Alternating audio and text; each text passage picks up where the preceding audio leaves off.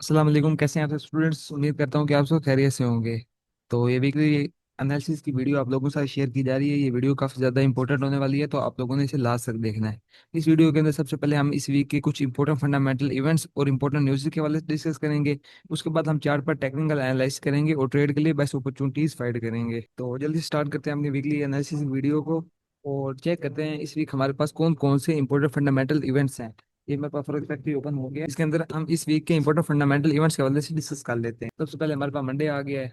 Monday को हमारे पास USD का कोई भी मीडियम इम्पैक्ट या हाई इम्पैक्ट डाटा रिलीज नहीं है। कोई डाटा नहीं है मंडे को यूएसडी का। उसके बाद हमारे पास ट्यूसडे आ गया। ट्यूसडे अगस्त 12। ट्यूसडे को हमारे पास काफी ज्यादा important CPI month over month और सीपीआई मंथ ओवर मंथ का डाटा है। ये डाटा हमारे पास काफी ज्यादा इंपॉर्टेंट है क्योंकि फेडरल रिजर्व का इस वक्त डुअल मैंडेट है।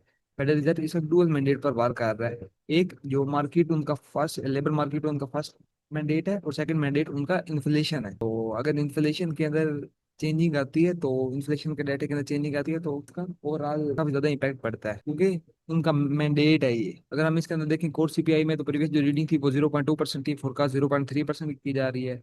सीपीआई में देखें तो 0.3% प्रीवियस रीडिंग थी और फोरकास्ट जो की जा रही है वो 0.2% की जा रही है। कम फोरकास्ट की जा रही है। सीपीआई ईयर और ईयर में देखें तो प्रीवियस रीडिंग 2.7 थी, तो फोरकास्ट 2.8% की जा रही है। इसके अंदर भी इंप्रूवमेंट देखी जा रही है। अगर ये डाटा पॉजिटिव आता है तो इससे यूएसडी स्ट्रॉन्ग होगा और यूएसडी के अंदर हमें एक अच्छा स्ट्रॉन्ग मोमेंटम देखने को मिलेगा क्योंकि फेडरल रिजर्व का इस वक्त जो मैंडेट है वो इन्फ्लेशन भी डुअल मैंडेट पर वर्किंग कर रहा है फेडरल रिजर्व। अगर ये डाटा नेगेटिव आता है तो इसे डीएक्सवाई में हमें स्ट्रॉन्ग सेलिंग देखने को मिलेगी क्योंकि इस वक्त जो स्टिल है वो 92% प्रोबेबिलिटी है कि फेडरल रिजर्व नेक्स्ट मीटिंग के अंदर एक रेट कट करेगा। उसके साथ अगर ये डाटा भी नेगेटिव आ जाता है, इन्फ्लेशन भी हमें कम होती हुई नजर आती है, तो फिर तो हमें कंफर्म है, फिर तो प्रोबेबिलिटी बढ़ जाएगी रेट कार्ड की। हमें कंफर्म हो जाएगा कि फेडरल रिजर्व रेट कार्ड लाजमी करेगा। अगर ये डाटा पॉजिटिव आ जाता है तो फिर उससे और जो रेट कार्ड कम होंगे, रेट कार्ड की प्रोबेबिलिटी थोड़ी सी कम होगी। ये डिपेंड करता है कि डाटा किस तरह का आता है, स्ट्रॉन्ग पॉजिटिव आता है या सिर्फ पॉजिटिव आता है। बाकी हम इसे साथ साथ इंशाल्लाह डेली एनालिसिस की वीडियो में भी कवर करेंगे। बाद हमारे पास कोर बीपीआई का डाटा, ये भी इन्फ्लेशन का डाटा है। होलसेल लेवल पर इन्फ्लेशन किस कैसे जा रही है, होलसेल होलसेल लेवल पर इन्फ्लेशन बढ़ रही है या कम हो रही है। ये डाटा पॉजिटिव आता है तो इसे यूएसडी स्ट्रॉन्ग होगा, डाटा नेगेटिव आता है तो इसे यूएसडी वीक होगा। अगर हम फोरकास्ट के अंदर देखें तो दोनों डाटाज के अंदर इंप्रूवमेंट देखी जा रही है। उसके बाद हमारे पास थर्ड को यूएस का अनएम्प्लॉयमेंट क्लेम्स का डाटा है। प्रीवियस जो रीडिंग है वो 226 के की है, जो फोरकास्ट की जा रही है वो 220 की जा रही है। अगर डाटा पॉजिटिव आता है, अनएम्प्लॉयमेंट क्लेम्स कम होते हैं, तो यूएसडी से स्ट्रॉन्ग होगा। बाकी ये वीकली डाटा तो इसका मार्केट के ऊपर एट रिलीज कोई इतना ज्यादा इम्पैक्ट नहीं पड़ता, कोई ज्यादा वोलेटिलिटी नहीं आती। लेकिन ये हमारे पास इंपॉर्टेंट डाटा है जो लेबर मार्केट के हवाले से। उसके बाद हमारे पास इंपॉर्टेंट और रिटेल सेल्स और रिटेल सेल्स का डाटा है। इसके अंदर अगर हम चेक करें तो प्रीवियस जो रीडिंग थी वो 0.5% की थी और जो फोरकास्ट की जा रही है वो 0.3% की जा रही है। अगर हम रिटेल सेल्स में देखें तो प्रीवियस जो रीडिंग थी वो 0.6% की थी, जो फोरकास्ट की जा रही है वो 0.5% की जा रही है। दोनों डाटाज के अंदर कम फोरकास्ट की जा रही है। अगर डाटा पॉजिटिव आता है यूएसडी स्ट्रॉन्ग होगा, डाटा नेगेटिव आता है तो इससे यूएसडी वीक होगा। उसके बाद हमारे पास वीक के लास्ट पे यूनिवर्सिटी ऑफ मिचिगन का कंज्यूमर सेंटीमेंट और कंज्यूमर इन्फ्लेशन एक्सपेक्टेशंस का डाटा है। तो ये थे इस वीक के हमारे पास इंपॉर्टेंट फंडामेंटल इवेंट्स। इस वीक हमारे पास काफी ज्यादा इंपॉर्टेंट फंडामेंटल इवेंट्स हैं। इन्हें इंशाल्लाह हम साथ साथ डेली एनालिसिस की वीडियो में भी कवर करेंगे कि डाटा आने के बाद अब इनका मार्केट के ऊपर किस तरह का लॉन्ग टर्म में और शॉर्ट टर्म में डाटा का इंपैक्ट पड़ेगा। इन्हें हम इंशाल्लाह साथ साथ डेली एनालिसिस वीडियो में कवर करेंगे। ये थे इंपॉर्टेंट फंडामेंटल इवेंट्स। अब हम ऐसा करते हैं कि इंपॉर्टेंट न्यूज की वजह से डिस्कस कर लेते हैं। इस वक्त जियो पोलिटिकली टैरिफ की काफी ज्यादा अनसर्टेनिटी चल रही है। टैरिफ अनसर्टेनिटी की वजह से गोल्ड की मार्केट में हमें पंप देखने को मिल रहा है। गोल्ड के अंदर हमें पंप देखने को मिल रहा है और डीएक्सवाई के अंदर हमें सेलिंग देखने को मिल रही है। जो पॉलिटिकली टैरिफ की काफी ज्यादा अनसर्टेनिटी है, तो इसीलिए हम टैरिफ की एक इंपॉर्टेंट न्यूज को डिस्कस कर रहे हैं आज, क्योंकि हेडलाइंस के अंदर हमें अब टैरिफ ही शो होता है, डोनाल्ड ट्रंप के tariff. Gold future rate 3534 as your tariff target bullion import support remains near 3400। जो गोल्ड फ्यूचर्स है उसकी प्राइस 3534 से तजावुज कर गई, 3534 तक पहुंच गई। उसकी रीजन ये थी कि जो डोनाल्ड ट्रम्प ने टैरिफ लगाए थे गोल्ड इंपोर्ट पर, कि 1 किलो गोल्ड जो होगा उसकी इंपोर्ट के ऊपर टैरिफ लगाए जाएंगे। इसकी वजह से गोल्ड की जो फ्यूचर मार्केट है उसके अंदर हमें एक पंप देखने को मिला है और वो ऑल टाइम हाई से ऊपर चला गया है। न्यू ऑल टाइम हाई बनाया है गोल्ड की फ्यूचर्स मार्केट ने। और जो सपोर्ट मार्केट है वो अभी भी 3400 के करीब ही है। अगर हम मजीद चेक करें, इसको डिटेल से पढ़ें, तो सोने की कीमत सपोर्ट मार्केट में 3397 के करीब है, जबकि फ्यूचर मार्केट के अंदर सोने की कीमत ने ऑल टाइम हाई लगाया है। उसकी रीजन मैंने आपको पहले बता दिया कि जो यूएस के टैरिफ थे 1 केजी गोल्ड इंपोर्ट पर, की वजह से गोल्ड के फ्यूचर मार्केट के अंदर हमें कम देखने को मिला। बाकी ये 25 बेसिस पॉइंट ट्रेड का एक्सपेक्टेड है सितंबर की नेक्स्ट मीटिंग में। उसके बाद इस वीक हमारे पास जो इंपॉर्टेंट डाटा हैं उनके बारे में बताया गया है। UPI PPI retail sales claims, उसके बाद University of Michigan sentiment and multiple Fed speakers speech के वाले से हमने पहले डिस्कस कर लिए। इस न्यूज़ को अगर हम मजीद डिटेल से डिस्कस करें तो यहाँ पर हमारे पास एक इम्पोर्टेंट पॉइंट है इस न्यूज़ का। तो डोनाल्ड ट्रंप ने टैरिफ लगाए हैं 1 केजी गोल्ड इंपोर्ट पर, के जवाब के अंदर जो स्विस गोल्ड एसोसिएशन है उन्होंने उन्होंने ये कहा है, स्विस गोल्ड एसोसिएशन ने, कि जो डोनाल्ड ट्रंप ने टैरिफ लगाए हैं 1 केजी गोल्ड इंपोर्ट पर, ये चीज स्विट्जरलैंड को माशी तौर पर अमेरिका को गोल्ड एक्सपोर्ट करने में दुश्वारी देगी। ये चीज उन्हें दुश्वारी देगी माशी तौर पर उन्हें गोल्ड एक्सपोर्ट करने में। In response to US decision, America ने जो 1 केजी गोल्ड इंपोर्ट पर टैरिफ लगाए थे उसके जवाब के अंदर स्विस गोल्ड एसोसिएशन ने कहा है कि इन टैरिफ की बिना पर स्विस गोल्ड एसोसिएशन को माशी तौर पर अमेरिका को गोल्ड एक्सपोर्ट करने में दुश्वारी आएगी, कि वो अमेरिका को गोल्ड एक्सपोर्ट नहीं कर सकेंगे। और मजीद अगर हम डिस्कस करें तो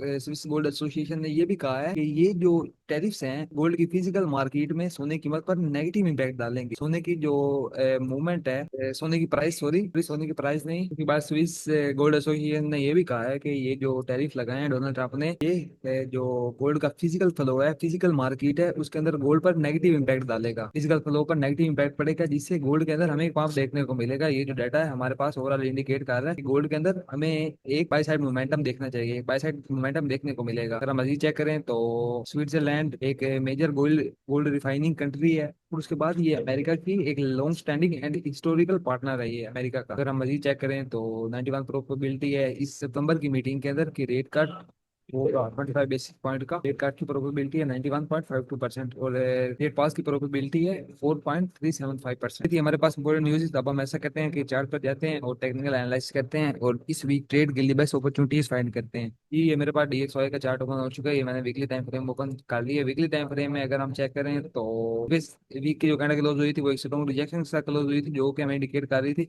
इस वीक कैंडल बेरिश क्लोज होगी। इस वीक कैंडल बेरिश क्लोज हुई है, लेकिन इस वीक के अंदर मार्केट के अंदर कोई ज्यादा वॉल्यूम नहीं था, एक छोटी सी बेबी कैंडल मार्केट ने क्लोज की है। ओवरऑल अगर हम चेक करें तो ओवरऑल DXY के हवाले से हमारा जो वीकली बयास है वो बेरिश है। ये DXY के हमारे हवाले से हमारा वीकली बयास है जो वो ओवरऑल बेरिश, वीकली बयास हमारा ओवरऑल बेरिश है। अगर हम डेली टाइम फ्रेम के अंदर देखें तो डेली टाइम फ्रेम के अंदर मार्केट के अंदर इस वीक के अंदर हमें सेलिंग देखने को मिली है। 2 घंटा मार्केट ने रेंज बनाई है, फिर उसके बाद एक सेलिंग कैंडल बताई है, फिर उसके बाद जो हमारे पास लास्ट कैंडल जो क्लोज हुई है वीक की, तो हमारे पास इन साइड बार में क्लोज हुई है और एक बुलिश कैंडल। अगर हम ओवरऑल चेक करें तो ओवरऑल हमें DXY के अंदर सेलिंग नजर आ रही है, क्योंकि जो लास्ट कैंडल क्लोज हुई है वो इन साइड बार में क्लोज हुई है। हमारा डेली बयास बेरिश है, लेकिन डेली के मुताबिक मार्केट में हल्की फुल्की रिट्रेसमेंट आ सकती है। मार्केट की हाई को टारगेट कर सकती है 98.473 प्रीवियस डे हाई। थोड़े टाइम फ्रेम में आए, H4 के टाइम फ्रेम में आए तो H4 के टाइम फ्रेम के अंदर मार्केट एक लेवल पर रेंज कर रही मार्केट एक लेवल पर रेंज कर रही है, और ये हमारे पास रेंज का हाई। DXY का मैं आपको अपना next point of view share करूं तो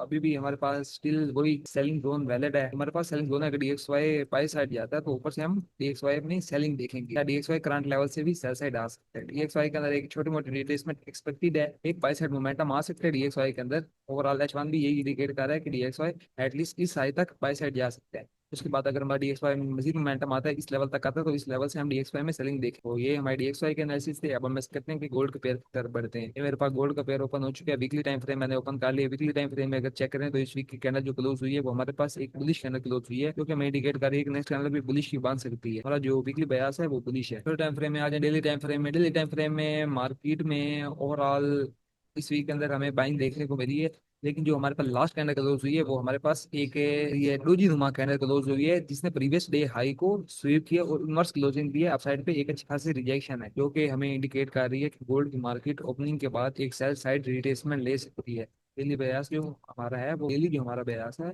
हमारे पास बेरिश है।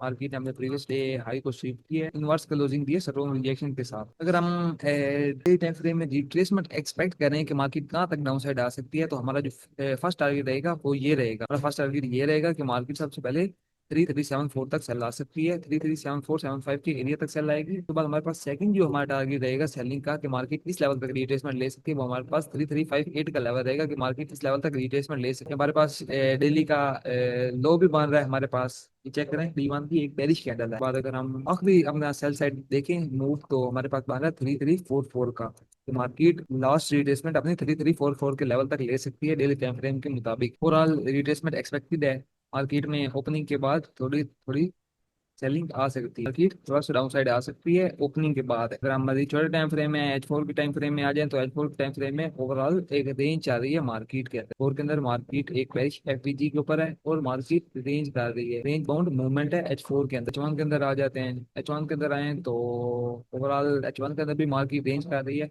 H1 के अंदर इस लेवल पर हमारे पास एक बाइंग जोन की प्रोबेबिलिटी है। ये हमारे पास यहाँ पे बाइंग जोन है, एक बाइंग ऑर्डर ब्लॉक है, ये हमारे पास काफी ज्यादा बेस्ट बाइंग जोन है। अगर मार्केट यहाँ पर आती है तो यहाँ पे आपको बेस्ट बाइंग अपॉर्चुनिटी मिल जाएगी। तो स्वीप भी और आप ट्रैक भी इसके अंदर M5 का MSS देकर एंट्री ले सकते हैं। और अगर मैं H1 के मुताबिक आपको बताऊं तो H1 भी हमें इस वक्त सेलिंग बता रहा है, सेलिंग इंडिकेट कर रहा है, क्योंकि ये ओवरऑल हमारे पास ट्रेंड लाइन लिक्विडिटी पड़ी हुई है सारी। हमारे पास जो ओवरऑल ये सारा जोन है ये हमारे पास लिक्विडिटी जोन है, जो कि हमें इंडिकेट कर रहा है मार्केट को एक मरतबा लिक्विडिटी ग्रैब करनी चाहिए। जो लास्ट लिक्विडिटी लो पड़ा है हमारे पास 3358 का पड़ा है, यहाँ तक मार्केट को सेल में आना चाहिए। अगर मार्केट यहाँ तक सेल में आती है तो उसके बाद आप इस जोन से बेस्ट बाइंग अपॉर्चुनिटी अवेल कर सकते हैं। ये H1 का हमारे पास बाइंग जोन बन रहा है बेस्ट सा। H1 के मुताबिक भी हमें मार्केट सेल में नजर आ रही है। तो हम ऐसा करते हैं कि मसीह छोटे टाइम फ्रेम में जाते हैं।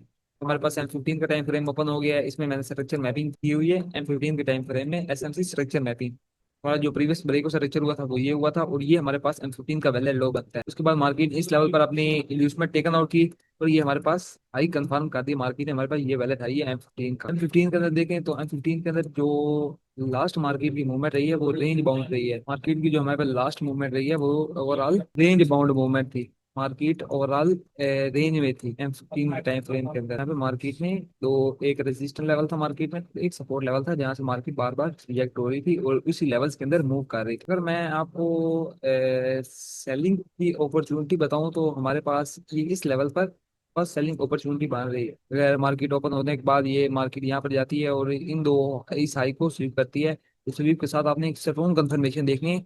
M3 या M5 का MSA देखेंगे वो तो ज्यादा बेस्ट रहेगा आपके लिए। उसके बाद आपने यहाँ से सेलिंग प्लान करनी है, क्योंकि ये जोन हमारे पास काफी ज्यादा रिस्की है। उसके बाद सेकंड नंबर पर हमारे पास ये M15 का वैलिड हाई है। अगर मार्केट यहाँ पर आती है तो इसके स्वीप पर भी आपको अपॉर्चुनिटी मिलेगी। बाकी ये आपके पास पीक जोन है, यहाँ पे अगर मार्केट आती है तो आफ्टर स्वीप और आफ्टर कंफर्मेशन आप एंट्री ले सकते हैं यहाँ पे सेल की। सेलिंग का जो आपको फर्स्ट टारगेट रहेगा वो ये लो रहेगा 3376 का। उसके बाद आप मजीद नीचे तक भी मार्केट को टारगेट कर सकते हो, और अगर मार्केट इस जोन को पिक नहीं करती ओपनिंग के साथ ही डायरेक्ट नीचे आ जाती है, फिर आपने इस लो के ब्रेक होने का वेट करना है। अगर मार्केट इस लो को नीचे की जाने ब्रेक करे फिर रिट्रेसमेंट पे आपने गोल्ड को सेल साइड देखना है, इन दो लेवल्स इन दो टारगेट्स के साथ। तो ये गोल्ड के हमारे एनालिसिस थे। गोल्ड को ओवरऑल आपने सेल में देखना है, ओवरऑल रिट्रेसमेंट एक्सपेक्टेड है गोल्ड के अंदर जब तक के कोई न्यूज़ नहीं आती। अगर कोई न्यूज़ आ जाती है टैरिफ के वाले से या और कोई फंडामेंटल इवेंट आ जाता है तो फिर गोल्ड टेक्निकल्स को फेल कर सकते हैं। अगर कोई न्यूज़ नहीं आती, कोई फंडामेंटल इवेंट नहीं आता तो फिर हम गोल्ड के अंदर सेलिंग देखेंगे। मार्केट को लिक्विडिटी लेनी चाहिए, तो हम ऐसे करते हैं कि यूरो USD पेयर की तरफ जाते हैं। ये मेरे पास यूरो USD का पेयर ओपन हो चुका है। H4 का टाइम फ्रेम मैंने ओपन कर लिया है, H1 का टाइम फ्रेम भी ओपन है। मैं H4 का टाइम फ्रेम ओपन कर लेते हैं। यूरो USD के अंदर देखें तो यूरो USD के अंदर हमारे पास बाइंग अपॉर्चुनिटी बन रही है। यूरो USD के अंदर हमारे पास ये एक लिक्विडिटी एरिया पर है, मार्केट ये लिक्विडिटी ग्रैब करे और उसके बाद ये नीचे जो मैंने जोन मार्क किया हुआ इन जोन पर आए तो यहाँ से हम बाय करेंगे यूरो USD।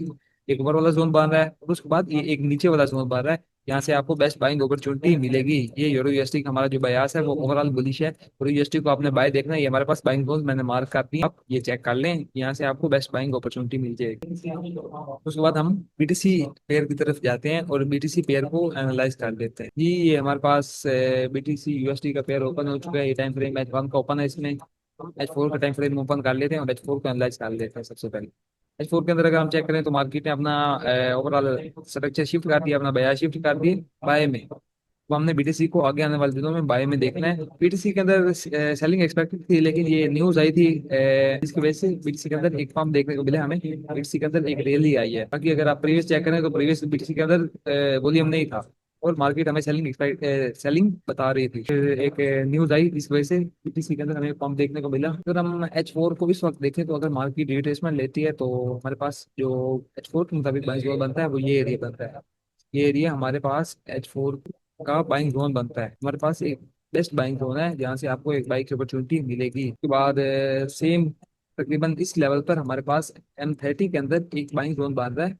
ये लेवल 30 के अंदर हमारे पास एक ये लेवल पड़ा है, ट्रेंड लाइन के नीचे पड़ा है कि मार्केट ऊपर से बाहर से लिक्विडिटी ग्रैब करे और चैलेंज की भी लिक्विडिटी ग्रैब करे और आपको यहाँ से इस लेवल से बेस्ट बाई की अपॉर्चुनिटी मिलेगी। इस लेवल को आप आफ्टर स्वीप ट्रेड करेंगे वो आपके लिए ज्यादा बेस्ट होगा, क्योंकि नीचे H4 का एरिया है, नीचे H4 का ऑर्डर ब्लॉक एरिया है, इसलिए आप इसे आफ्टर स्वीप ट्रेड करेंगे वो आपके लिए ज्यादा बेस्ट रहेगा। आपने यहाँ पे बीटीसी को ओवरऑल बाय देखना है, बाय साइड देखना है, बाय साइड आप अपॉर्चुनिटी इस तरह अवेल करें, बीटीसी को रिट्रेसमेंट में बाय करेंगे वो आपके लिए ज्यादा बेस्ट रहेगा। ये हमारे पास बाइंग जोन इसलिए भी बेस्ट है क्योंकि ऊपर की जारी में हमारे पास दो लिक्विडिटी पॉइंट्स पड़े हैं। एक हमारे पास ये लिक्विडिटी पॉइंट पड़ा है और हमारे पास एक ये लिक्विडिटी पॉइंट पड़ा है। अगर मार्केट में दोनों को टेकन आउट करती है तो यहाँ से आपको बेस्ट बाइंग अपॉर्चुनिटी मिलेगी। तो ये थे हमारे बीटीसी के एनालिसिस। बीटीसी को आपने ओवरऑल बाय देखना है। यूरो यूएसडी की हमारा जो बयास है वो बाय है, DXY का हमारा बयास सेल है, और गोल्ड के अंदर हमें एक शॉर्ट टर्म रिट्रेसमेंट देखने को मिलेगी। शॉर्ट टर्म बेरिश एक्सपेक्टेशन है, ओवरऑल हमारा जो वीकली बयास है वो बुलिश है, मार्केट रिट्रेसमेंट लेके बाय साइड चली जाएगी। तो ये थी वीकली एनालिसिस की video based on fundamentals and technical setups. उम्मीद करता हूँ कि आप सब लोगों को ये वीडियो पसंद आई होगी। मिलते हैं जल्द ही इंशाल्लाह एक नई वीडियो के साथ। अल्लाह हाफिज।